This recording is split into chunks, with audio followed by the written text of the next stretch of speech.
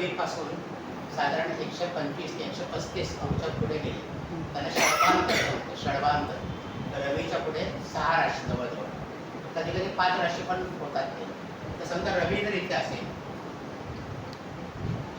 तर मंगळ जर इथे असेल, मंगळ किंवा कोणताही बाह्य ग्रह, तर तो वक्री होतो, रवीपासून दूर गेला. आता बाकीच्या ग्रहांची गती आणि रवीची गती त्याच्यामध्ये तफावत पडते. कारण गुरु 1 वर्ष एका राशीत आणि शनी 2.5 वर्ष एका राशीत असतो. त्यामुळे रवी त्याच्या गतीने पुढे गेला आणि त्यांनी 5 राशीचं अंतर तोडून दिलं, कमी झालं की हे वक्रीचे मार्ग होते. मंगळाचं काय होतं, रवी एका राशीत राहण्याचा काळ आहे रवीचा 30 दिवस आणि मंगळाचा किती आहे 54 दिवस. 54 दिवस म्हणजे रवी आणि मंगळ हे साधारण सारख्याच गतीने पुढे पुढे जात असतात. त्यामुळे एकदा मंगळ वक्री झाला की तो परत मार्गी व्हायला वेळ जातो. कारण रवी पण त्याच्या अर्ध्या गतीने पुढे जात असतो. म्हणजे 6, 7 आणि 8 3 राशीमध्ये फिरायला जितका वेळ जातो रवीला 3 मिनिट लागतात आणि तेवढाच काळ मग मंगळ वक्री असतो. साधारण 80 दिवस त्याला होतात. ही मंगळाच्या बाबतीत जर गोष्ट घडते जास्त करून, कारण त्याची गती आणि रवीच्या गतीमध्ये जास्त फरक नाही. म्हणजे स्पीड डिस्टन्स क्रिएट होतात. हां स्पीड डिस्टन्स क्रिएट होतात. हां, मग तो पण त्याच्यात गतीने पुढे पुढे जात असतो मंगळ ना. मंगळ पण पुढे पुढे जात असतो. म्हणजे जरी बाह्यग्रहांमध्ये मंगळ रवीला जवळचा असला तरी त्याचा वक्री असण्याचा काळ 80 दिवस असतो. बाकीच्या ग्रहांचा पण जास्त आहे पण त्यांची गती पण कमी असते. त्यामुळे जसं गुरु आणि मंगळ ज्यावेळेला वक्री असतो त्यावेळेला पण तो खूप अशुभ पडतो आणि स्तंभी असते त्यावेळेला तो अतिशय अशुभ पडतो. पत्रिकेत हे स्तंभीचं काय साईन दिलेलं असतं, हे वक्रीचं साईन दाखवतात की हा वक्रीचं दाखवत, स्तंभीचं साईन नाही असं काय, पण पत्रिकेमध्ये वेगळं दिलं असतं. ग्रहांची गती असते ना, ग्रह गती, तिथे तुम्हाला दाखवलेलं असतं स्तंभी. म्हणजे हा शब्द वापरतात. हा स्तंभी वापरतो, तर ते स्तंभी म्हणून दिलेलं असतं. ग्रहगती काढली, ग्रहगती प्रत्येक ग्रहाची गती दिली असते त्याच्यामध्ये, त्या म्हणजे जन्माच्या वेळेची, त्याच्यामध्ये स्तंभी असतो. किंवा साधारण जे वक्री ग्रह असतात ना, त्या आता वक्री ग्रहांचा काळ तुम्हाला साधारण तेवढा कळत नाही जन्मपत्रिकेमध्ये. पंचांगामध्ये तुम्हाला कळतो कधी तो मार्गी होतो. मार्गी होताना तो बघितला तर तो 3-4 दिवस त्याच अंशावरती असतो, त्याला स्तंभी. त्याच अंशावर जेव्हा ग्रह असेल त्याला तो स्तंभी असेल. पण जन्मपत्रिकेमध्ये मागच्या जन्मपत्रिकेचा त्यात आपल्याला कळत नाही. मग तिथे ग्रहगतीचा जो कॉलम असतो त्याच्यामध्ये दिलेलं असतं स्तंभी, एखाद्याचा स्तंभी असतो. वक्री तर कोण असते वक्री, तर स्तंभी असेल तर त्याच्यावर स्तंभी असं लिहिलेलं असतं. हां मंगळाला पूज्य नाव आहे ना दक्षिणेकडे. म्हणजे मंगळ जेव्हा स्तंभी होतो तेव्हा पूज्यस्तंभ झाला समजतो. पूज्यस्तंभ दक्षिणेकडे पूज्यस्तंभ झाला समजतो. कारण हा जो पूज्यस्तंभ आहे तो अतिशय अशुभ पडतो स्तंभी मंगळ. आणि मंगळाच्या तिकडे पूज्य असं नाव आहे, पूज्य. म्हणजे मंगळ दोष असेल तर तिकडे पूज्य दोष असं म्हणतात, पूज्य दोष. साऊथला गुरु 120 दिवस वक्री असतो आणि 5 दिवस पूर्वी आणि 5 दिवस नंतर असं स्तंभी असण्याचा काळ आहे. शनी 140 दिवस वक्री असतो आणि हा पण काळ 5 दिवसाचा असतो. 5 दिवस. हर्षल 155 दिवस.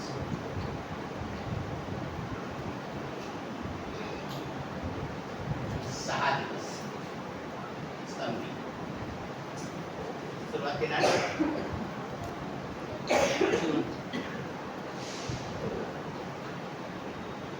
157 दिवस.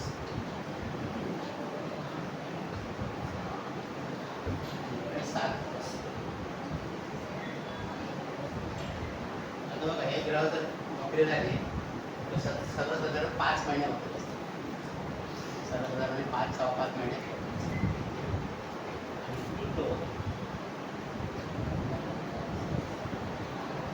अंदाजे दिवस एक्झॅक्ट नाही, सुमारे 160 दिवस आणि 8 दिवस.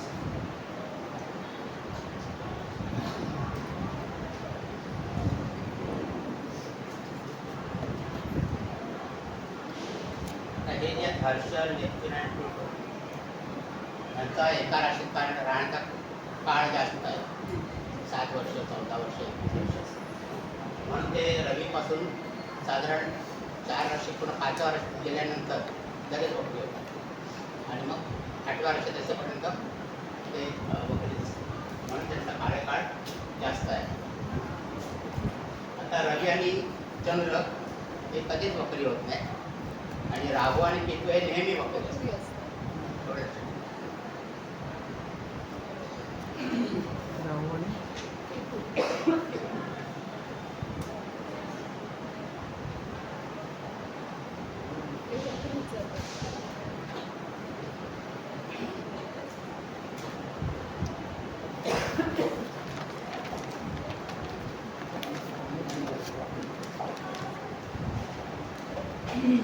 पूर्वी आणि नंतर म्हणजे वक्री होताना वक्री होताना पूर्वी झाला हा आणि सरळ आणि होताना परत मार्गी होताना, मार्गी होता. मार्गी होताना परत तेवढे दिवस.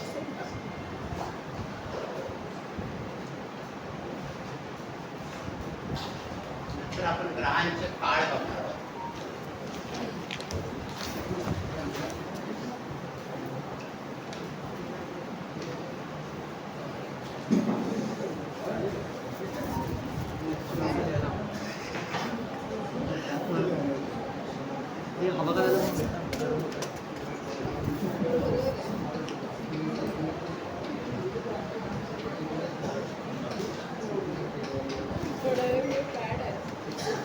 ग्रहांचे काळ, प्रत्येक ग्रहावरनं त्याचं फळ किती दिवसात मिळेल त्याचा विचार ज्यावेळेला आपण प्रश्नकुंडलीचा विचार करतो, प्रश्नकुंडली मांडतो.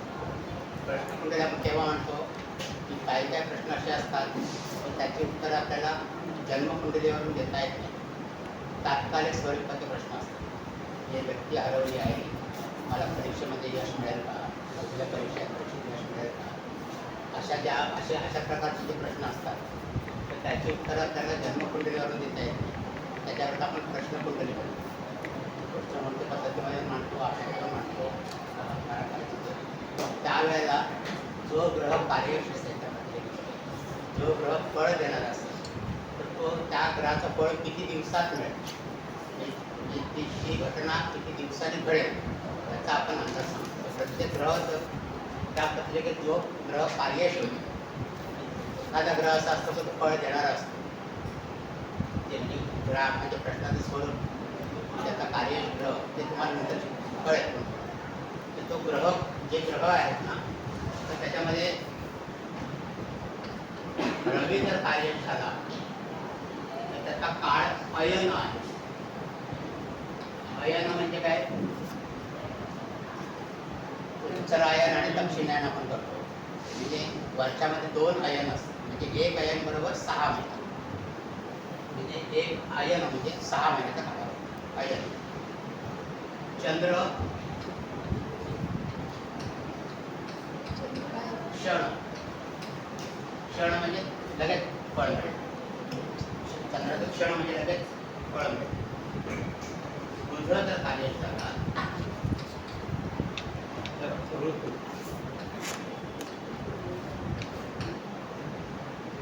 ऋतू म्हणजे 2 चांद्रमास, 2 चांद्रमास म्हणजे 6 ऋतू आहेत ना. गुरु महिना, गुरु जर कार्य झाला तर साधारण 1 महिन्यामध्ये फळ मिळतं. शुक्र 15 म्हणजे 15 दिवसामध्ये फळ मिळतं. हा 15 शुक्र. चंद्र काय दिला, क्षण दिलाय का? हा चंद्र चंद्राला क्षण म्हणजे लगेच फळ मिळेल. तर चंद्र हा फास्ट मूव्हिंग ग्रह आहे ना. चंद्र हा फास्ट मूव्हिंग ग्रह आहे. चंद्राची पूजा आणि करूया. शनी असेल मनाचीच करा म्हणजे मनात चंद्र मन तर सागर वर्ष करा. लगेच बघ. शनी असेल तर वर्षामध्ये पडतो. बरोबर आहे ना? ग्रहांचे असं काळ असे ग्रहाचा केला काल आहे. हे ग्रहांचे काळ कधी बघतात? प्रश्नकुंडली मांडल्यानंतर होतं. ज्यावेळेला आपण प्रश्नकुंडली मांडतो एखाद्या प्रश्नाचं उत्तर आपल्याला जन्मकुंडलीवर देता येत नाही, मग आपण प्रश्नकुंडली मांडतो. तर त्या प्रश्नकुंडलीवरून म्हणजे प्रश्नकुंडली कशी मांडायची, कशी बघायची हे पुढच्या वर्षी तुम्हाला शिकायचं. तर त्यावेळेला जो जो ग्रह कार्यश असेल त्या प्रश्नकुंडलीमध्ये आपण जर ठरवायचं की कोणता ग्रह फळ देईल तर त्याला कार्यश ग्रह असेल. मग जो ग्रह कार्यश होईल तर त्याप्रमाणे त्याचं फळ त्यात किती दिवसात मिळेल ते आपण ठरवत असतो. तर त्याच्याकरता हे दिलं ग्रहांचे काळ. तर या दिवसाच्या 8 दिवस नाही. हा? शनी आला तर 1 वर्षाच्या आत तर वर्ष लागेल फळ ते विलंब होईल. वर्षभरात फळ मिळेल वर्षभरात असं. मंगळ नाही चंद्र म्हणजे क्षणामध्ये तर चंद्र एका राशीमध्ये 2.25 दिवस म्हणजे क्षण. रवी आयन म्हणजे 6 महिने साधारण 6 महिने फळ होईल. 6 महिन्याच्या आत 6 महिन्याच्या आत मिळेल. ते तुम्हाला शिकवतील कसं बघायचं कुठला कार्यक्षेत्र असतं ते कसं फळ मिळेल ते पुढच्या वर्षी तुम्ही शिकणार. त्यात मंगळ नाही हा? त्यात मंगळ नाही हा मंगळ नाही हा मंगळ नाही. तुमच्यात रवी नाही. हा मंगळ आहे ना मंगळ दिवस.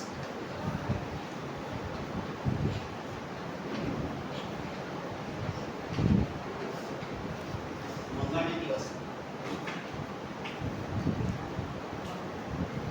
एक दिवस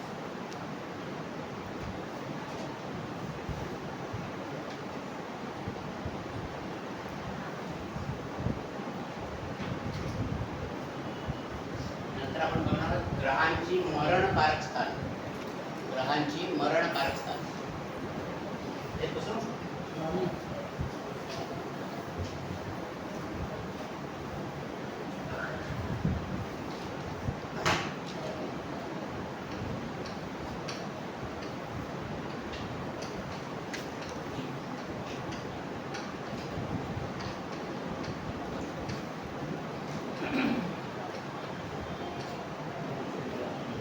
ग्रहांची मरणकारक स्थान म्हणजे ग्रह त्या स्थानामध्ये असताना तो कितीही बलवान असलं ते चांगलं पडते.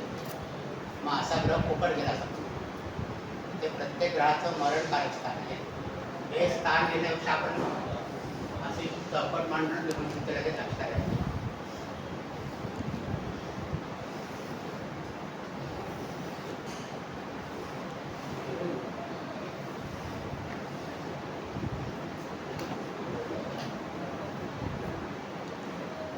ते रवीचं मरणकारक स्थान 12 वाजता. रवी ज्या वेळेला व्ययस्थानामध्ये असतो त्यावेळेला तो बलहीन असतो. मग तिकडे तो मेषाचा रवी जरी असला तरी तो बलवान होणार नाही, म्हणजे चांगलं फळ देणार. मेषाचा जर रवी असला तर तो तिथे चांगलं फळ देणार. चंद्र 8 वाजता. चंद्र 8 वाजता. मंगळ 4 वाजता.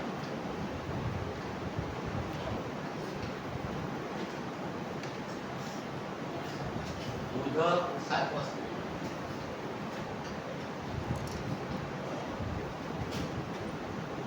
गुरु तृतीय असतात.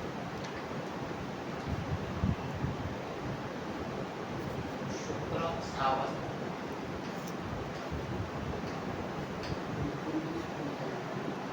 शनी प्रथम.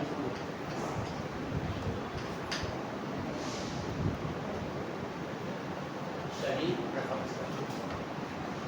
तरी कुठल्याही लग्नाची पत्रिका असेल तरी सेम हे ग्रह जर या स्थानामध्ये असतील तर सेम त्यांचं फळ चांगलं मिळणार नाही. त्यांचं फळ चांगलं मिळणार नाही. हा? हा, ही त्यांची मरणकारक स्थान आहेत. पण हे ग्रह जर इकडे असतील कोणत्याही राशीमध्ये तर ते चांगलं फळ देणार नाही. स्वराशी उच्च राशीमध्ये पण नाही. तिथे पण चांगलं फळ देणार नाही. जर तिथे असतील तर आपण एक उदाहरण घेऊ त्याचं. एक उदाहरण देतो. एक नियम असा आहे की कन्या लग्न असेल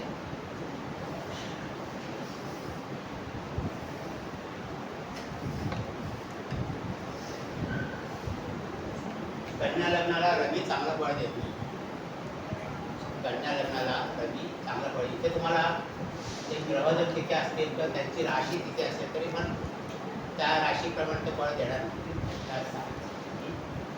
तर असा एक नियम आहे, कन्या लग्नाला रवी अशुभ फळ देतो. हा एक सर्वसाधारण नियम आहे. आता हा नियम कसा तयार झाला तर कन्या लग्न तुम्ही मांडलं तर इथे सिंह राशी, रवीची एकच राशी आहे. आता रवी कसा झाला व्ययश झाला, म्हणजे तो चांगला फळ देणार नाही. मग तो ज्या ज्या स्थानामध्ये असेल त्या स्थानामध्ये तो चांगला त्या स्थानाचं फळ बिघडेल, त्या स्थानाचं फळ बिघडेल. आता हे रवीचं मरणकारक स्थान आहे रवीचं. आता रवी समजा इथे आहे, इथे राशी कोणती येणार? मीन राशी येणार. तरी मीन राशी जरी आली रवीची इथे तरी इथे रवी कोण झाला तर व्ययश इकडे आले आहे. आणि व्यय स्थानामध्ये की मरणकारक स्थानामध्ये जी राशी एकच राशी आहे. म्हणजे त्याच्याकडे दोन राशी असतात तर मग दुसऱ्या राशीप्रमाणे फळ दिलं असतं. रवीची एकच राशी म्हणून तो कुठेही असला कुठेमध्ये तर त्या स्थानाचा फळ तो बिघडतो. असं म्हणजे असा एक नियम आहे. पुढे कुठून अभ्यासात तुमच्या लक्षात येईल की रवी व्यय स्थानामध्ये चांगलं फळ देत नाही. व्ययश असेल कन्या लग्नात व्ययश आहे. कन्या लग्नाला रवी हा चांगला फळ देतो. म्हणजे त्याच्या महादशा अंतर्दशा या चांगल्या जातो. सर कर्कीला पण लागेल, हा सिंह लग्नाला पण लागेल, धनु लग्नाला लागेल. सिंह लग्नाला रवी व्ययश होत नाही, चंद्र व्ययश होत. चंद्राला काय चंद्राला सुद्धा तो नियम लागेल. चंद्राला अष्टम स्थान दिले. म्हणजे धनु लग्न तिथे आलं तर कुठला? जर धनु आला हा नाही रवीला एकच आहे. रवी नाही सर, चंद्राच्या बाबतीत चंद्राच्या बाबतीत ना चंद्र इथे नीचेचा होतो. म्हणून चंद्र इथे नीचेचा कसा होतो की तुम्ही निसर्ग कुंडली मांडली मेष लग्नाची, ते इथे वृश्चिक राशी आहे, इथे चंद्र नीचेचा होतो म्हणून त्याला ते मरणकारक सांगितलं. तसंच शुक्र सुद्धा इकडे नीचेचा होतो, कन्या राशीचा इथे, आणि तो वैवाहिक सुखाचा कारक आहे आणि त्याचं व्यवस्थान आहे म्हणून त्याचं हे मरणकारक स्थान. म्हणून ही काळाची स्थानं दिलेली आहेत. या स्थानामध्ये जर हे ग्रह असतील, शनी सुद्धा प्रथम स्थानामध्ये चांगलं फळ देत नाही. कारण प्रथम स्थानामध्ये मेष राशी, मेष राशीमध्ये शनी नीचेचा. तुम्ही बघितले बऱ्याचशा ठिकाणी हे लागतं. चंद्र अष्टमात ज्यांचा चंद्र आहे त्यांच्याकडे डिसिजन पॉवर चांगली नसते. त्यांचे डिसिजन्स बऱ्याच वेळा चुकतात. म्हणजे बघा आता अनुभव त्यांच्या अष्टमामध्ये चंद्र आहे. सर हां म्हणजे राशी पण जर असली रवीला फक्त राशींचा तरी वापर केला आहे रवीच्या जवळ, रवीच्याच बाबतीत रवीच्या जवळ. बाकी इथे गुरु असेल ना, आता गुरुची समजा इथे धनु राशी आहे, मूल त्रिकोण राशी. बाकी ज्यांच्या दोन राशी आहेत ते मूल त्रिकोण राशीप्रमाणे फळ देतात ना. तर मूल त्रिकोण राशी रवीची इकडे असेल गुरुची तर तो चांगलं फळ देणार नाही, कारण तो केश होणार ना. आता गुरुची इथे धनु राशी केव्हा आहे? तुळ लग्नाला पण गुरु चांगला फळ देत नाही. का देत नाही? ते इथे 9 नंबरची राशी इकडे येते आणि 12 तिकडे येते, त्रिषड्याकडे येते म्हणून ती मरणकारक स्थानं अशी ठरवली. पण राशी पण सर्वांची बघायची नाही का? हां सर्वांची राशी पण त्या स्थानामध्ये मरणकारक होणार. आपण मरणकारक स्थानामध्ये मूल त्रिकोण राशी असेल त्यांची मूळ ना. त्रिकोण मेन. कारण का ज्यांच्या दोन राशी आहेत ते आपण मूल त्रिकोण राशीप्रमाणे पडतात. ओके नाही. आता रवी आणि चंद्राच्या बाबतीत फक्त त्यांची एकच राशी आहे त्याचं. पण चंद्राला इथे त्यांनी इथे तो नीचेचा होतो. आता इथे मंगळ सुद्धा बघा चतुर्थ स्थानामध्ये कर्केचा मंगळ होतो ना, तो कर्क राशीचा मंगळ होतो म्हणून त्यांची मरणकारक स्थान. म्हणजे या राशीमध्ये जर या स्थानामध्ये जर हे ग्रह आले तर ते चांगलं बळ घेत नाही, असं मरणकारक स्थान. असं तुम्हाला प्रश्न विचारतात ग्रहांची मरणकारक स्थान सांगा.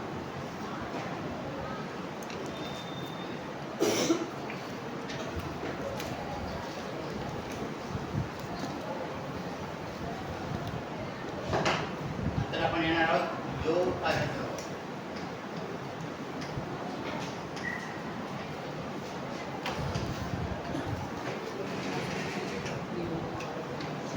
योग कारक ग्रह.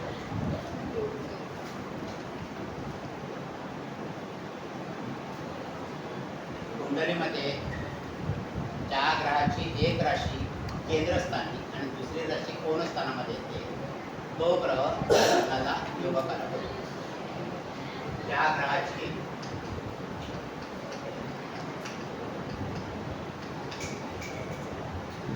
एक राशी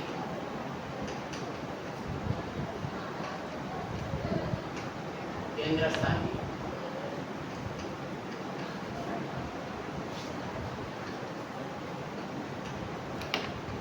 व दुसरी कोण स्थानी येथे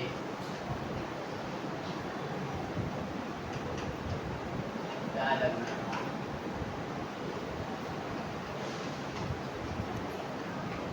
तो ग्रह योगकारक होतो.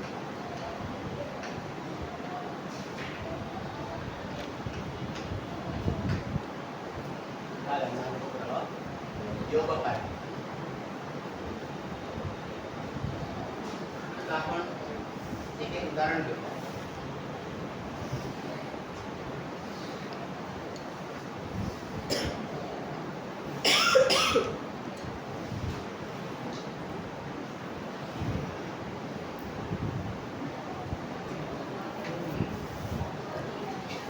समजा वृषभ लग्न आहे.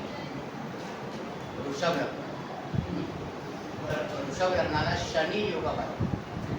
वृषभ लग्नाला शनीच्या राशी कुठे आहे 10 आणि 11.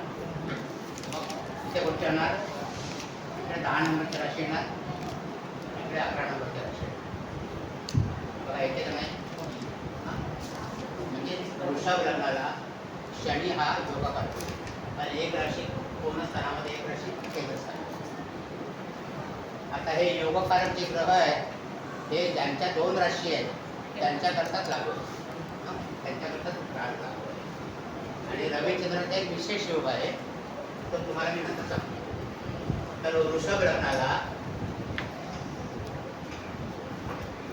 शनी योगकारक. हां तसं शुक्राचं दुसरं लग्न कोणतं आहे पुढे लग्न. सूळ लग्न. सूळ लग्नाला शनीची राशी कुठे येते बघा इकडे 10 आणि इकडे 11 आल्या सूळ लग्नाला. म्हणजे इथे सुद्धा शनी योगकारक आहे. म्हणजे शुक्राच्या राशीला हा म्हणजे शुक्राच्या राशीला शनी योगकारक. वृषभ आणि सूळ त्याला शनी योगकारक. असं लोकांनी शुक्राच्या राशीला शुक्राच्या लग्नाला शुक्र लग्न शनी योगकारक.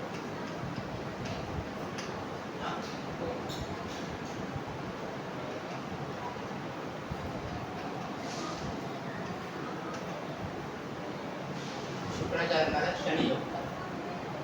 मग शुक्राच्या लग्नाला शनी योग करते शनीच्या लग्नाला शुक्र कसा होता बघू आपण. ओके नाही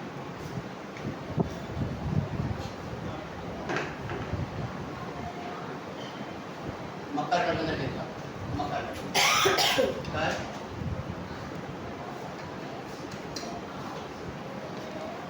कुठे येतात शुक्राच्या राशी हे कोण स्थानामध्ये एक केंद्रस्थान. म्हणजे मकर लग्नाला शुक्र योगकारक. आता कुंभ लग्न होऊया शनीचं.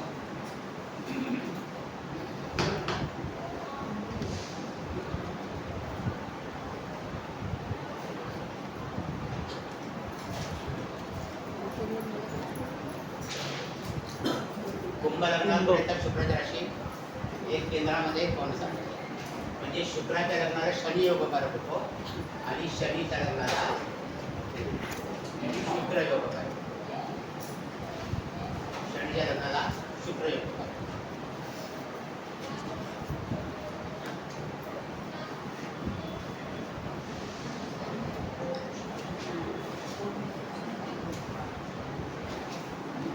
म्हणजे शुक्र आणि शनी हे दोन ग्रह योगकारक असतात. आता आणखी कोणता ग्रह योगकारक होतो तर मंगळ योगकारक होतो. मंगळ कर्क आणि सिंह लग्नाला योगकारक होतो. कर्क लग्न जर आपण घेतलं कर्क लग्न तर मंगळची एक राशी इकडे येते आणि एक राशी इकडे येते.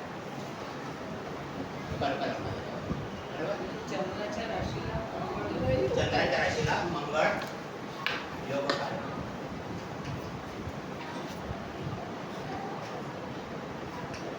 मंगळ योगकारक. आता सिंह राशी सिंह लग्न होतं.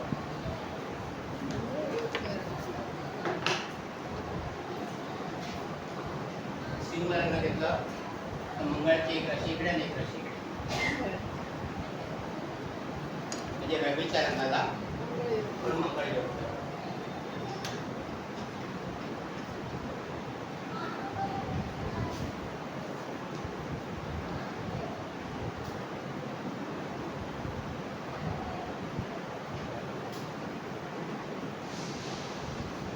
म्हणजे हे क्लिअर योगकारक होतात. आणि आता रविचंद्राचा विचार करता त्यांची एकच राशी आहे. परंतु मेष लग्न ज्यावेळेला आपण घेतो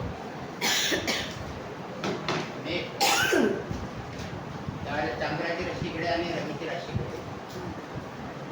चंद्राची राशी केंद्रस्थानात रवीची राशी कोणस्थानात. म्हणजे मेष लग्नाला जर रविचंद्र एकत्र असतील रविचंद्र जर एकत्र असतील तर ते राजयोग कारक होतात. राजयोग कारक मंगळच्या लग्न मेष लग्नाला जर रविचंद्र एकत्र आले तर ते राजयोग कारक होतात. तो अमावस्या योग नाही मानत का? हा ते रविचंद्र एकत्र आले की अमावस्या योग होतो ना? काय म्हणतात. रविचंद्र एकत्र आले तर तो अमावस्या योग होतो ना? हा म्हणजे राजयोग कारक होतात. ते चांगले बळत होतात. कारण एक केंद्रस्थान स्वामी एक कोणस्थान ते दोघं एकत्र येतात ना. त्याची कसं बघायचं? हा. म्हणजे रवी आणि चंद्र एकत्र आले तर अमावस्या होतो. हा ते मी तुम्हाला सांगणार. म्हणजे त्याचं मेष लग्न आहे त्याचा अमावास्याचा जरी जन्म असला तरी त्याला रविचंद्राची फळं चांगली मिळतात. हा दुसरा म्हणजे असा तुम्ही विचार करायला शिकायचा. तर रवी आणि चंद्र त्याला राजयोग कारक होतो. म्हणजे ते एकत्र असताना जरी अमावास्या असली तर ते त्याचं फळ चांगलं मिळतं. करण वेगळं असेल तर त्याला ते हा त्याचं जर करण असेल ना हा ते समजा शेवटच्या ह्याच्यात घेणार ना मग ते शांती करायला लागते. कुठलं करण नाही नाही अमावास्या योगात शांतीव्रत देतात पण ज्याला अमावास्याचं फळ चांगलं मिळतं. अमावास्या योगात जरी असले रविचंद्र अमावास्या योग असला तरी मेष लग्नात त्याचं फळ चांगलं मिळतं. कारण एक केंद्रस्थान स्वामी एक कोणस्थान स्वामी. बाकीच्या लग्नाला ते अमावास्याचं फळ तुम्हाला चांगलं मिळणार नाही. पण ह्या लग्नाला मात्र मिळेल.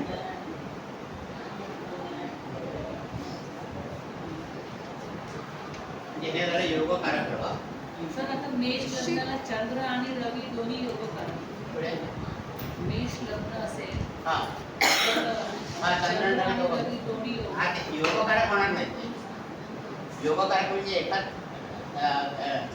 दोन राशी एक केंद्रात एक होणार. इथे आणखी एकच राशी आहे. हां. ते योगकारक होणार नाही. ते राजयोग कारक होतात. दोघा एकत्र असतात. राजयोग करतात. राजयोग वृश्चिक लग्न सर हा वृश्चिक लग्नाला हा वृश्चिक लग्नाला हा वृश्चिक लग्नात नाही होत ना. वृश्चिक लग्नात 4 आणि 5 वृश्चिक लग्न पण होईल. हो वृश्चिक लग्नाला पण होतं मंगळाच्या लग्नाला. ते पण तो एकत्र असतील तर ते एकत्र असतील तर रवी आणि चंद्र ते कुठेही असतील तर असं होणार नाही. एकत्र असतील तर युती असेल त्यांची रविचंद्राची युती तर राजयोग कारक असेल. सर मग हे धनु आणि मीन राशी हा गुरुच्या लग्नाला योग करा. गुरुच्या लग्नाला नाही होत. बघा ना धनु लग्न आहे.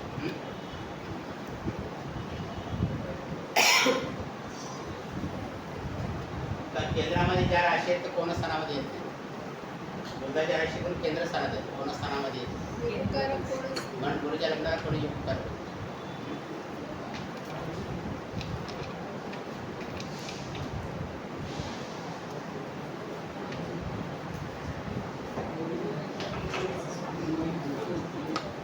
नंतर आपण बघणार आहोत बाधकेश.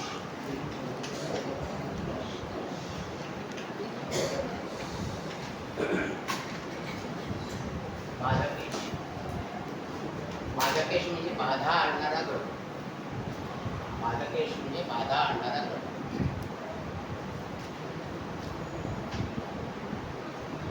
प्रत्येक लग्नाला बाधकेश ग्रह वेगळा वेगळा असतो आणि त्या ग्रहाच्या महादशा अंतर्दशा गोचर ग्रहामध्ये चांगलं जात नाही त्या जगाला बाधकेश. आता बाधकेश जे आहेत त्याचे नियम आहेत की चर लग्नाला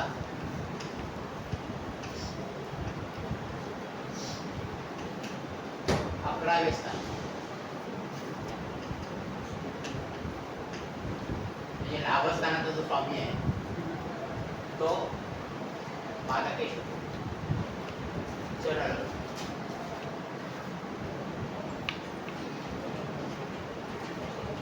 चर लग्न म्हणजे इथे जर मेष लग्न असेल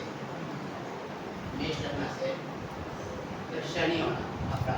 ओके 11 वर्ष म्हणजे शनी बाधकेश होणार. नंतर कर्क लग्न असेल तर शुक्र होईल बाधकेश. नंतर तुळ लग्न असेल तर रवी होईल बाधकेश. आणि मकर लग्न असेल तर मंगळ बाधकेश. म्हणजे चर लग्नाला 11 वाजता हे बाधकेश 11 वाजता चर लग्न.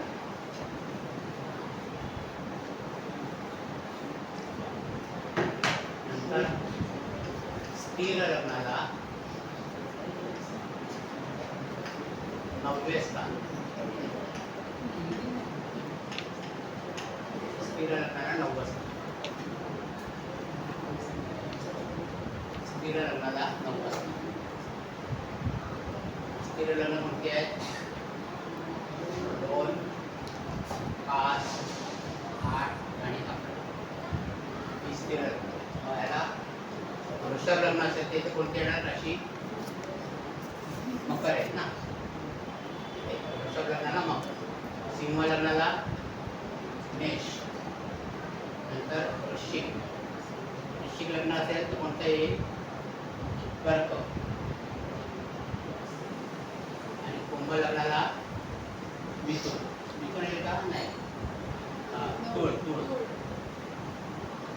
येईल.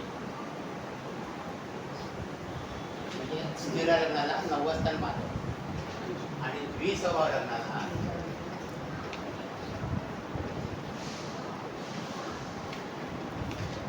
7वे स्थान.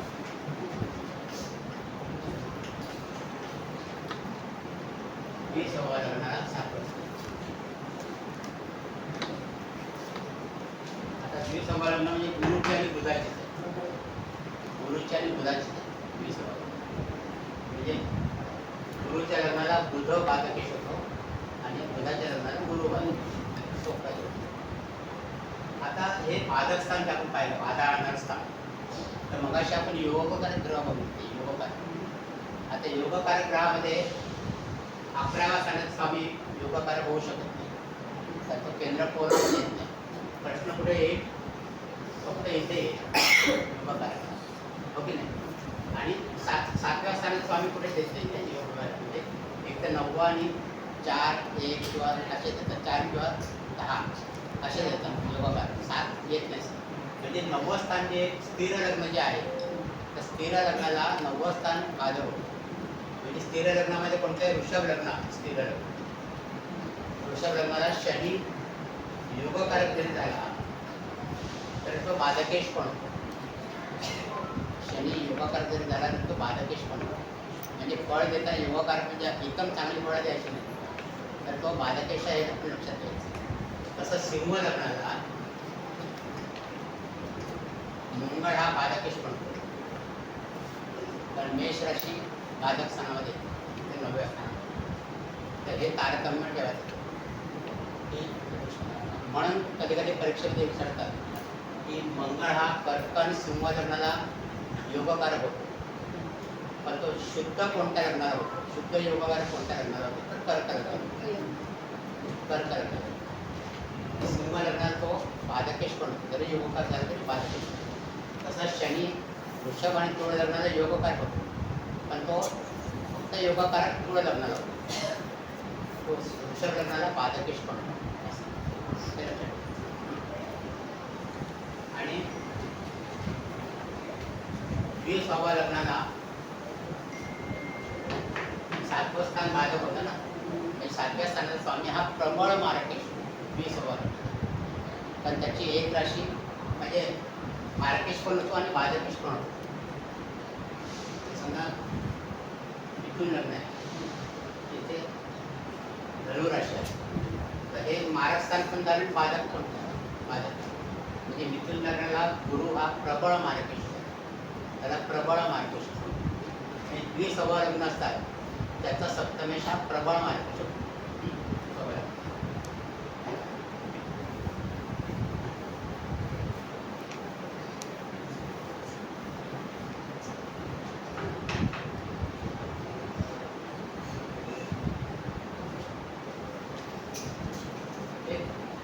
बाधकेशाबरोबर परेश ही पण संज्ञा आहे. परेशचा विचार आपण ज्यावेळेला वर्गकुंडली शिकतो त्यावेळेला ते तुमच्या जास्त लक्षात येईल की परेश जो असतो तो सुद्धा त्या लग्नात चांगला फळ देतो. परेश एवढं फक्त आता लक्षात ठेवा तुम्ही, परेश हा ग्रह चांगलं फळ देतो. आणि परेश ही संज्ञा फक्त आपण रेचकान कुंडली आणि नवमास कुंडली यांच्याकरता वापरतो. रेशकान कुंडली आणि नवमास त्या वर्ग कुंडल्या आहेत दोन्ही, रेशकान कुंडली आणि नवमास कुंडली. त्या ज्यावेळेला आपण वर्ग कुंडली शिकतो त्यावेळेला आपल्याला हा भाग त्याचं मान आहे की ज्ञान आहे? द्रेष्कान न न न या द्रेष्कान त्याचा 22वा द्रेष्कान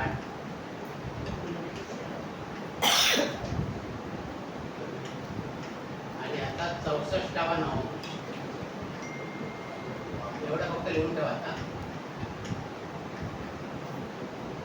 हे परेश होतात, 22वा द्रेष्कान आणि 64वा नवमास. तर ते कसे काढायचे ते आपण ज्यावेळेला वर्गखंडात शिकू त्यावेळेला आपण ते करणार. यावर्षी शिकणार हा? हे यावर्षी का पुढच्या वर्षी? यावर्षी वर्गकुंडला आपण शिकणार आहोत त्यावेळेला आपण हे मला याचा उघडा वाटत आहे द्रेष्का आणि नवमास.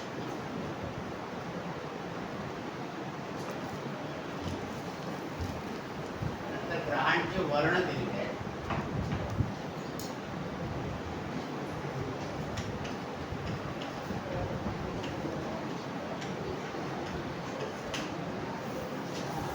ग्रहांचे वर्ण गुरु आणि शुक्र.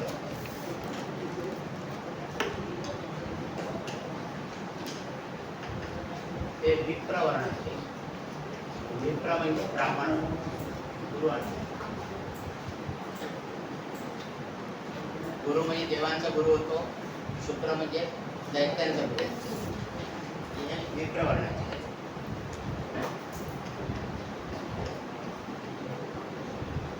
रवी आणि मंगळ क्षत्रिय हे क्षत्रिय.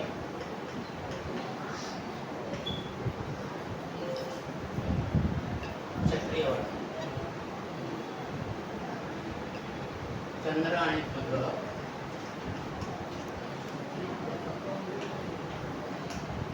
हे वैश्य वर्ण.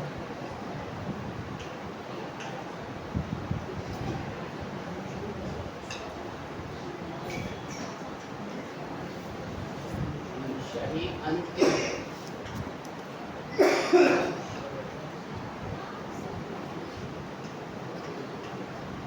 राहू केतू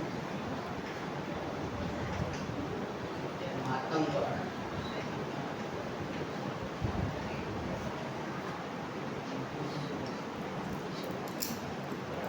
राहू आणि केतू हे शनी आणि मातंग. ते काय झालं? हा? शनी आणि केतू. शनी अंत्यज म्हणजे शनिवारनं आपण आयुष्य बघतो ना, आयुष्य किती आहे वगैरे त्याला तर अंत्यज असतं. अंत्यज म्हणजे कोणत्याही गोष्टीची परिसीमा काढणारा ग्रह. अंत्य जो आहे ना सर, ते अंत्यज जज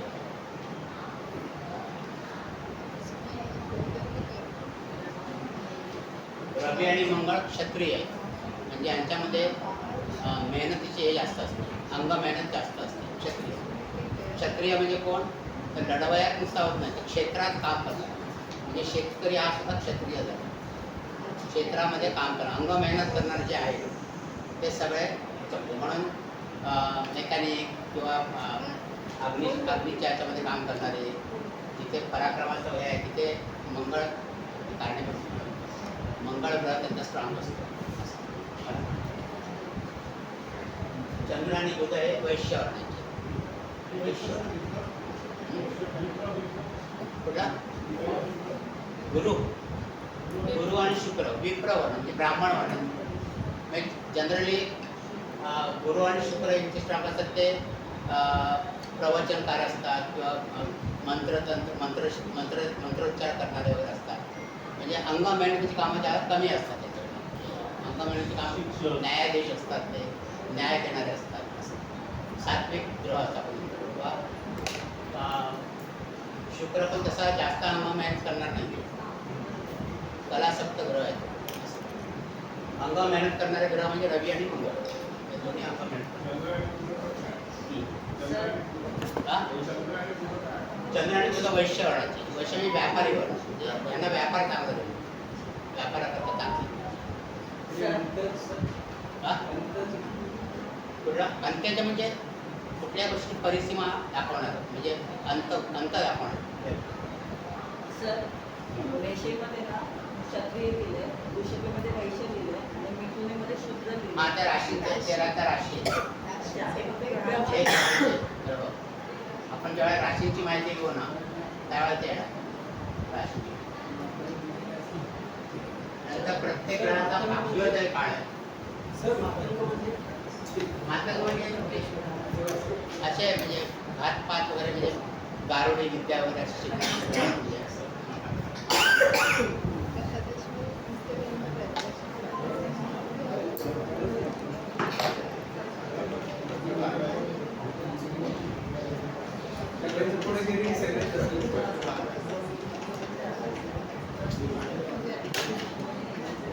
यावर्षी आपण सगळी माहिती गोळा करतो आणि माहिती कशी अप्लाय करायची ते तुम्हाला पुढच्या वर्षी सर हे नुसतं वाचायचं आहे ना का एक्झाम कुठला? हा, वाचायचा. तुम्हाला विचारतात त्याच्यामध्ये कधी म्हणजे एक एक पाठचा प्रश्न असतो. म्हणजे रवीचं भागवत आहे वर्ष किती आहे, शुक्राचं कोणतं आहे ग्रहांची मरण स्थान आहे.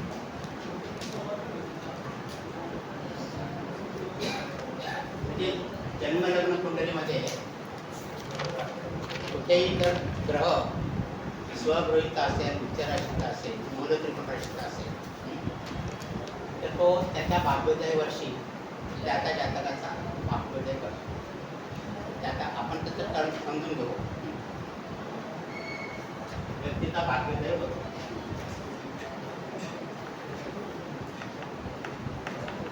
आता आपण अगोदर भाग्योदय वर्षी लिहून घेऊया.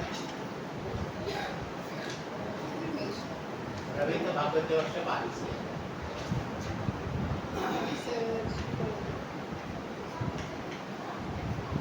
चंद्र 24 आहे.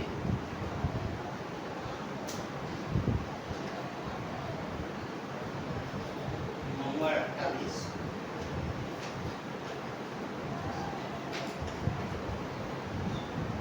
बुध 32,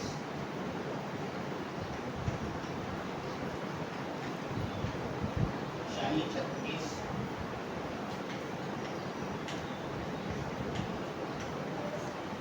गुरु 16,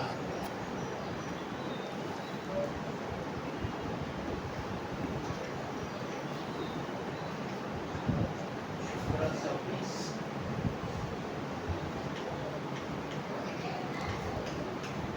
राहू 43,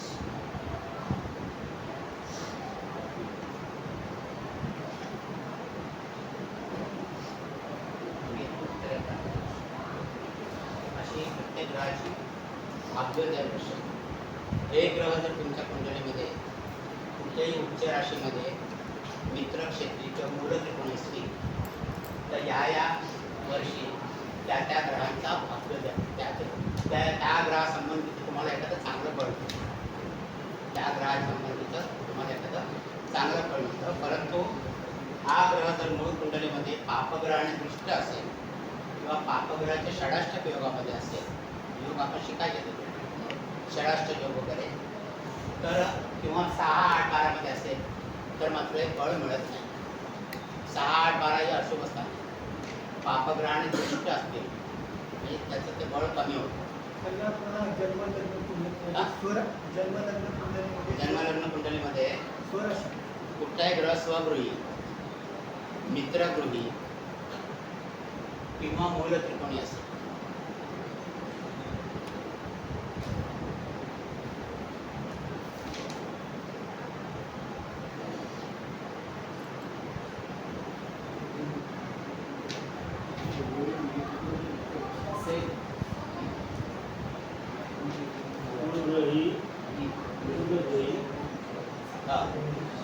मित्रक्षेत्री मूल त्रिकोणी असता त्या त्या ग्रहांच्या उदयवर्षी व्यक्तीचा भाग्योदय होतो. व्यक्तीचा भाग्योदय होतो. तर एकदा परत सांगा. सांगतो ना, म्हणजे व्याख्या तुम्हाला कळेल ना. आपण आता एक्सटेंड करून सांगूया. अगोदर व्याख्या सांगा ना. व्याख्या सांगा पुढे. जन्मकुंडली कुठलेही ग्रह स्वगृही, उच्च राशी, मित्रक्षेत्री, मूल त्रिकोणी असता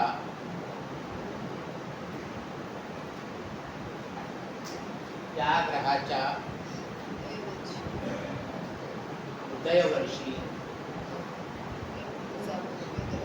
व्यक्तीचा भाग्योदय होतो. मात्र तो ग्रह मूळ कुंडलीमध्ये पापग्रहाने दृष्ट, पापग्रहाच्या षडाष्टक योगात, षडाष्टक योगामध्ये, षडाष्टक योग काय आपण नंतर शिकणार आहोत. षडाष्टक योगात अथवा 6, 8, 12 या स्थानात नसावा. अथवा 6, 8, 12 या स्थानात नसावा.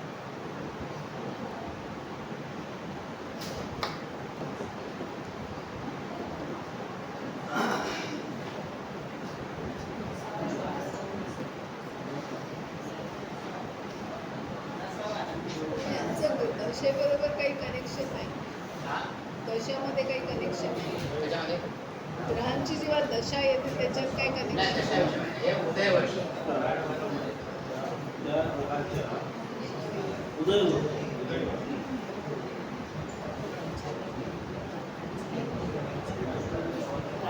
ठीक आहे. आता समजा एखाद्या व्यक्तीच्या ते कुंभ राशी आहे आणि तिथे शनी आहे. कुंभ राशी आणि इथे शनी आहे. कुंभ आणि शनी आहे. आणि हा शनी काही पापग्रहाने दृष्ट नाही. काही पापग्रहाने दृष्ट नाही. मग आता हा शनी आपल्या मूळ त्रिकोण राशीमध्ये आहे. पापग्रहाने दृष्ट नाही आहे. 6, 8, 12 चा प्रश्न येत नाही. तिथं तर नाहीच आहे. मग असा शनी म्हणजे अशा व्यक्तीला 36व्या वर्षी त्याचा भाग्योदय होईल. आता त्याचा भाग्योदय कसा होईल तर हे दशमस्थान. दशमस्थान म्हणजे कर्मस्थान. म्हणजे तो जर नोकरी करत असेल तर नोकरीत त्याला चांगला प्रमोशन होईल, बढती होईल, त्याची उन्नती होईल त्या नोकरीमध्ये. किंवा एखादी चांगली नोकरी लागेल, पुढे बदलीचा योग, चांगल्या ठिकाणी बदलीचा योग म्हणजे त्याचा भाग्योदय झाला. जीवनाला पराठणी मिळते. इथे समजा राहू असेल, लग्न पण बघू शकतो. इथून येता राहू असेल, इथून त्याची उच्चाराच्या राहूची, ओके. किंवा त्याची कन्या राशी ही स्वराशी, स्वगृह आपण म्हणतो. आणि राहू एकटा इथे आहे तर असा राहू सुद्धा चांगला पडेल. असा राहू तर खूप चांगला म्हणजे 42व्या वर्षी त्या व्यक्तीचा खूप मोठा त्याला काहीतरी फळ दाखवलं. आणि ज्यावेळेला राहू एकटा असतो दशमस्थानामध्ये त्यावेळेला तो छत्र चामर योग करतो. छत्र चामर योग. राज्याविषयी एकटा राहू जर असेल 19 कुठल्याही फेब्रुवारीला पापग्रहाच्या दृष्टीत नसेल कोणत्याही राशीत सर. हा कोणत्याही राशीत. हा ही त्याची हे आहे ना उच्च राशी आहे ना म्हणजे भाग्योदय वर्षाला आपण काय म्हणतो स्वगृही उच्चगृही किंवा मूलत्रिकोण राशी. चंद्राच्या आम्हाला योग लागण्यासाठी हा. मिथुनेचाच राहू असायला हवा की कोणत्याही मिथुनीचा असेल किंवा तो कर्के आपल्या ह्याचा असेल कन्येचा. कन्याचा पण असू शकेल त्याचा असा ते एकटा जर असेल राहू तर तो छत्र चामर योग. छत्र चामर योग म्हणजे काय पूर्वीच्या काळी राजा लोकांना कसं डोक्यात छत्री धरणारा माणूस असायचा नंतर 12 घालायला एक नोकर असायचा. छत्र चामर योग म्हणजे असा आता पूर्वीच्या काळामध्ये कसं AC गाडी असेल लक्झरी ऑफिसमध्ये मोठा मान असेल त्याला असं बॉडीगार्ड हा बॉडीगार्ड असतो. बॉडीगार्ड असते तर अशी फळं त्याला मिळते म्हणजे इतकी चांगली फळं मिळते. राहू एरवी आपण म्हणतो पापग्रह आहे पण एकटा राहू जे असं लागतं तर तो माणसा कुठल्या उंचीवर नेऊन ठेवतो त्याला छत्र चामर योग. राहूचा असा हा छत्र चामर योग.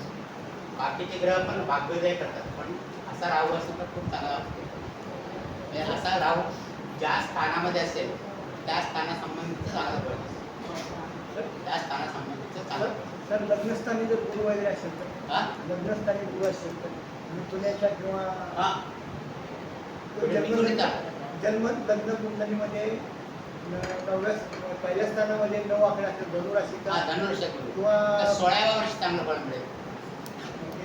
16व्या वर्षी चांगलं फळ मिळेल. गुरुचं उदय वर्ष 16 आहे ना म्हणजे त्या 16व्या वर्षी जनरली मुलगा 10वीला असतो 11वीला असतो त्यावेळेला चांगलं फळ मिळेल चांगले मार्क मिळतील 16व्या वर्षी. आपलं गुरुजींचं जे पुस्तक आहे ना त्याच्यामध्ये मागे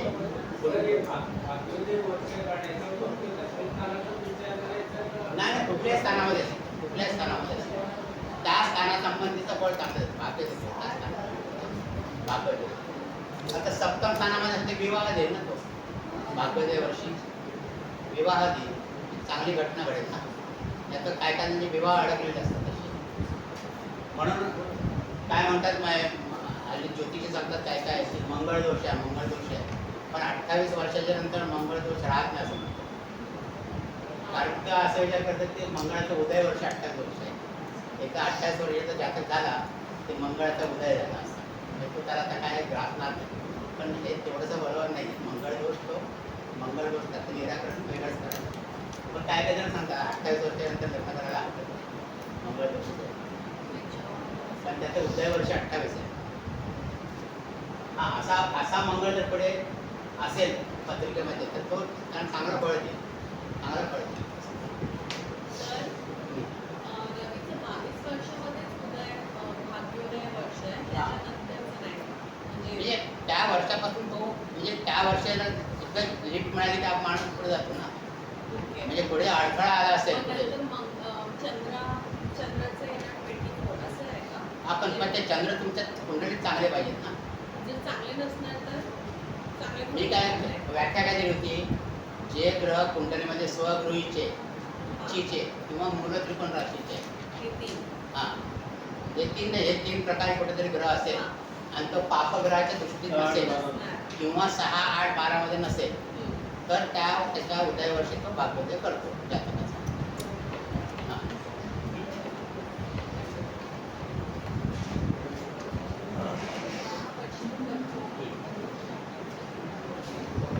कळलं हा कॉन्सेप्ट कळला तुम्हाला भाग्योदय वर्षाचा.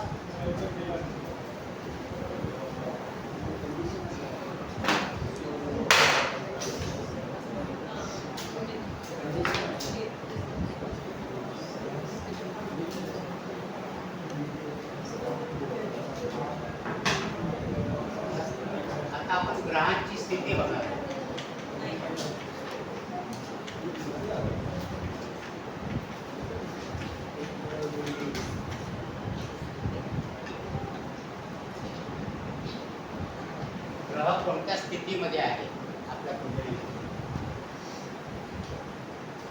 पहिली स्थिती म्हणजे उदित ग्रह.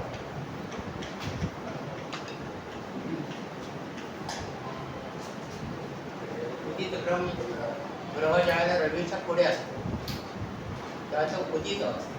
उदित म्हणजे कुंडली जर आपण घेतली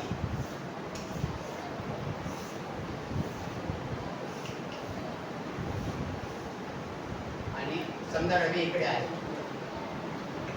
ते ह्या पुढच्या ज्या 6 राशी आहेत 1 2 3 4 5 6 ह्याला म्हणतात उदित गोलार्ध. म्हणजे जिथे रवी असेल तिथून अशी लाईन मारायची. हा उदित गोलार्ध आणि हा अनुदित गोलार्ध. अनुदित, उदित आणि अनुदित. इकडे जे ग्रह असते रवीपासून पुढे 6 राशीमध्ये ते उदित ग्रह असतात आणि रवीच्या मागे असतात जे ग्रह ते अनुदित असतात. अनुदित. रवी कोणत्याही राशीत असून दे, कोणत्याही स्थानामध्ये असून दे, तिथे त्यांची मोजू शकतो. तर असं 7व्यात असेल तर आता जर रवी इकडे असेल, रवी इकडे असेल तर अशी लाईन काढायची. हे उदित झाले आणि हे अनुदित झाले. म्हणजे राहू केतू हा रावण ते एक अनुदित मध्ये येणार, एक उदित मध्ये येणार.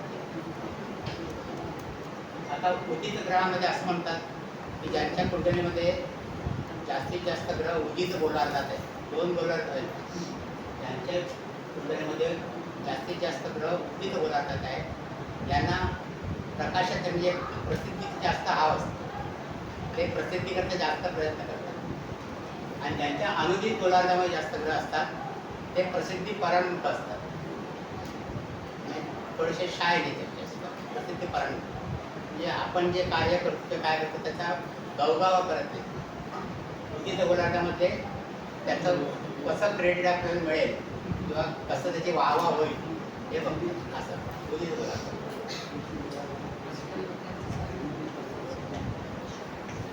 नंतर अस्तंग. ज्यावेळेला ग्रह रवीच्या सोबत किंवा रवीच्या जवळ असतो.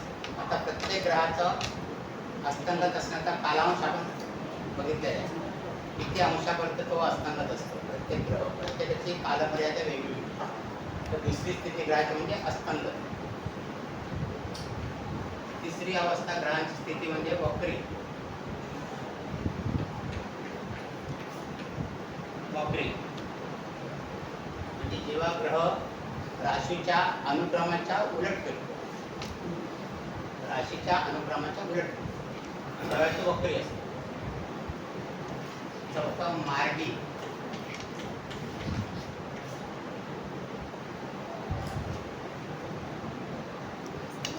मार्गी म्हणजे राशीच्या मार्गी अनुक्रमाने अस्तंगत. फिरतो. आणि 5वी स्थिती म्हणजे नाही मी दिलं. स्तंभी. हे मगाशी आपण पाहिलं. म्हणजे अशा ग्रहांच्या 5 स्थिती आहेत.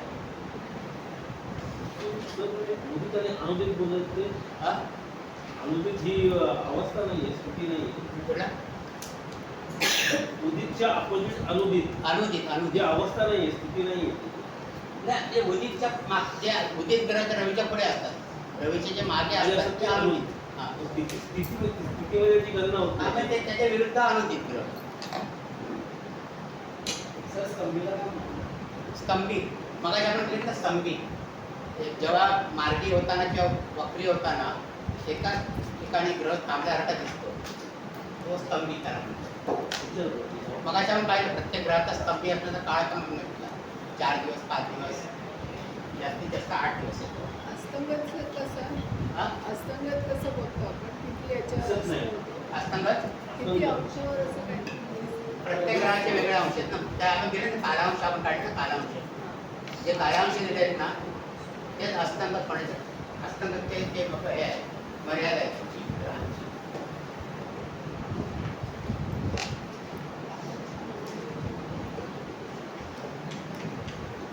नंतर ग्रहांचे स्थान बल.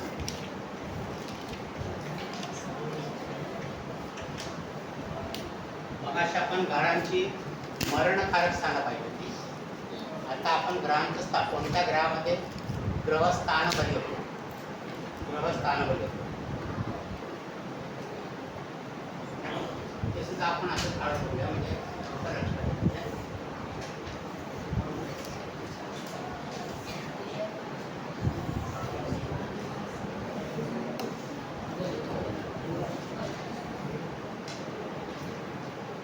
ग्रहांचं स्थान बघ. त्या स्थानी जे ग्रह असले तर त्याने स्थान बदल लागतो. रवी दशम स्थानामध्ये आणि मंगळ दशम स्थानामध्ये रवी आणि मंगळ. चंद्र चतुर्थ स्थानामध्ये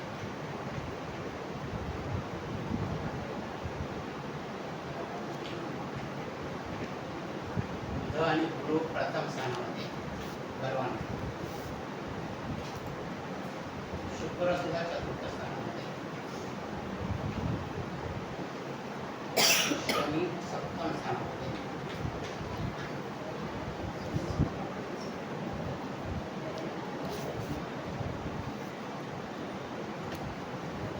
अशा ठिकाणी हे ग्रह स्थानबली होतात रवी आणि मंगळ.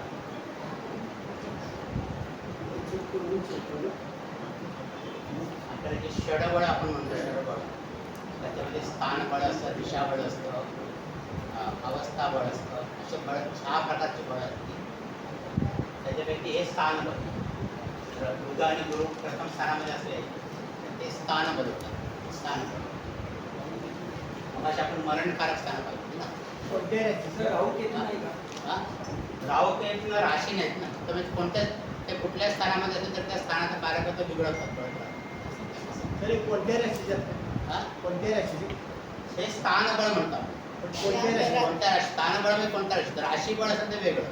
राशीबळ म्हणजे त्यांच्या त्या स्वराशी, उच्च राशी, मूल त्रिकोण राशी त्यांच्या त्यांना राशीबळ मिळतं. स्थानबळ म्हणजे या ठिकाणी मग अशा पण मरणकारक स्थान पाहिजे होते. आता गुरु तर तृतीय स्थान करायचं मरणकारक स्थान. असं ते मरणकारक स्थान आहे. ही स्थानबळ तसं प्रत्येक सर शनी सप्तम स्थानात त्याला बळ कसा आला? ते शनी जे आहे ना सप्तम स्थानात तेव्हाही सुट्ट्याला लेट करतो किंवा स्थानबळ सांग. स्थानबळ स्थानबळ स्थानबळ म्हणजे इथे बलवान झाला. मग तो विवाह सुखाला अनिष्ट आहे कारण का शनी हा विलंब करतो. मग इथे जर शनी असेल तर विवाहाला विलंब होणारच. मग कसं तो बलवान आहे ना शनी इथे. विवाहाला बलवान विवाहाला उशीर करणार असतो. लेट करण्यासाठी बनवा. हा म्हणजे त्याच्या कारकत्वाप्रमाणे तो फळ देणार ना. शनीच्या दृष्टीने बलवान आहे. हा शनीच्या दृष्टीने बलवान आहे. तो हा. जातकाच्या पण दृष्टीने त्याचं कारकत्व जे आहे तो विवाहाला उशीर करायचं विलंब ते इथे करणारच तो विलंब. असं.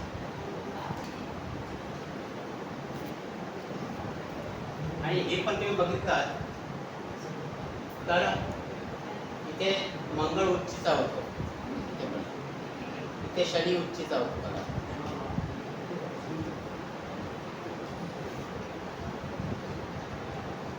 नंतर ग्रहांची दिशाबळ स्थानबळ आहे तसंच दिशाबळ पण आहे प्रत्येक ग्रहाला.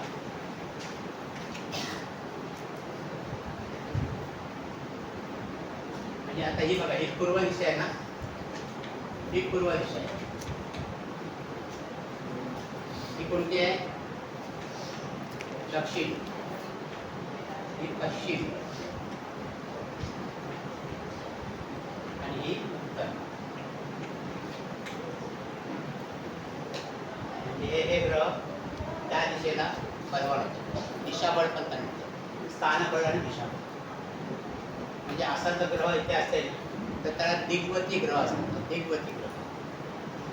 दिग्वती ग्रह म्हणजे दिशाबळ असणारा ग्रह आणि स्थानबळ. स्थानबळ आणि दिशाबळ.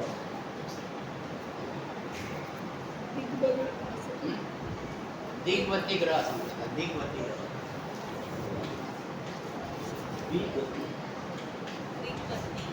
हा. हे दिशाबळ. दिशाबळ त्यानंतर दिग्वती ग्रह.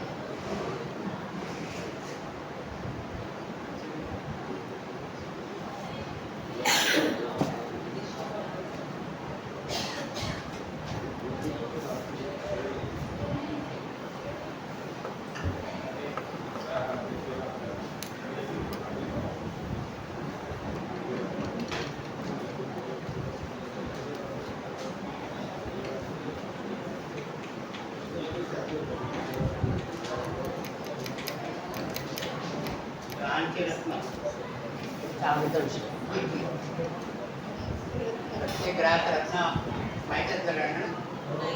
रवीचं कोणतं आहे? माणिक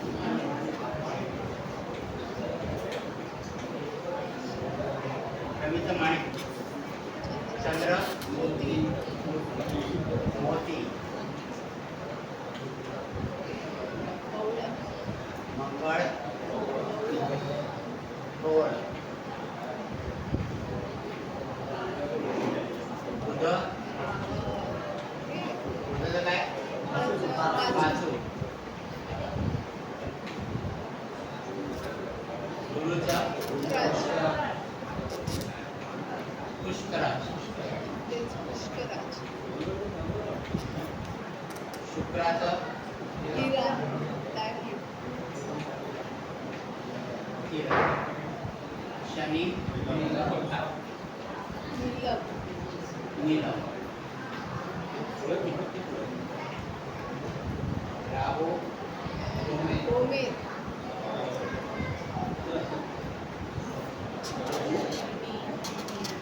केतू. कॅट्स आहे लसूण काय कॅट्स आहे बोलतात त्याला त्याला मराठी शब्द काय? वैडूर्य. कॅट्स हा इंग्रजी शब्द आहे. मराठी शब्द काय? लसण्या. लसण्या. लसण्या.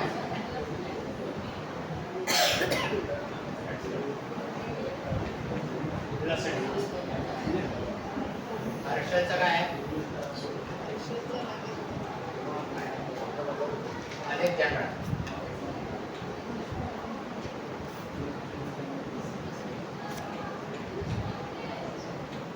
अलेक्झांडर. नेपच्यून आणि प्लुटो. ओपन. ओपन म्हणजे क्षीरपट असतं. मराठी नाव आहे त्याला क्षीरपट.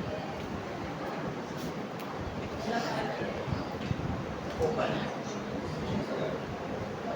सर हर्षलला काय दिलं? हा? हर्षल हर्षलला अलेक्झांडर. हर्षलचा अलेक्झांडर.